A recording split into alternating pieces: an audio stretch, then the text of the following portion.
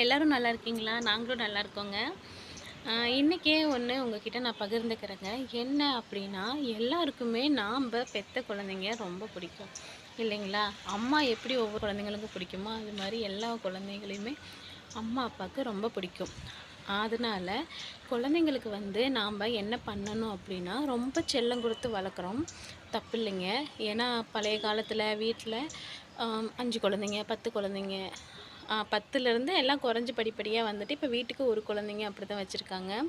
அந்த காலத்துலலாம் 10 பிரசவம் ஒரு பெண் எப்படி பிரசவிச்சிருப்பாங்க. ரொம்ப கஷ்டம் இல்லைங்களா? அப்பா நெனச்சு பார்க்கவே பயமா இருக்கு. எங்க அப்பாவே 10வது தாங்க. எங்க அப்பா கூட பிறந்தவங்க மொத்தம் 9 பேரு. அப்பா 10வது. அதனால அப்படி இருந்து குறைஞ்சு குறைஞ்சு இப்போ வீட்டுக்கு 1 போதும் அப்படின்னு சொல்லிட்டு, நாம் இருவர் நமக்கு ஒருவர் அப்படின்னு சொல்லிட்டு இருக்காங்க.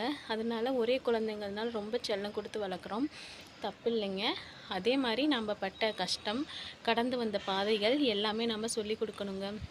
அவங்க கஷ்டப்படாம இருக்கணும் அப்படின்னு நினைக்கிறது தப்பில்ல. கண்டிப்பா அது ஒரு அப்பா, அம்மாவோட தலையாய கடமைங்க.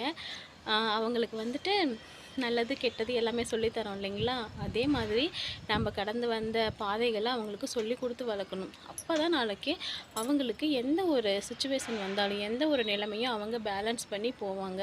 அதனால செல்லம் கொடுங்க. அதே மாதிரி அவங்களுக்கு இது நல்லது, இது கெட்டது, இது நீ இப்படி தான் நடந்துக்கணும் அப்படின்னு சொல்லணும். முக்கியமா மது, புகை பழக்கம் இருக்கவே கூடாது அப்படின்னு சொல்லி வளர்த்தணுங்க. சந்தோஷத்துக்கு செய்கிறாங்க, ஜாலிக்கு செய்கிறாங்க, சும்மா ட்ரை பண்ணி பார்க்கலான்னு செய்கிறாங்க.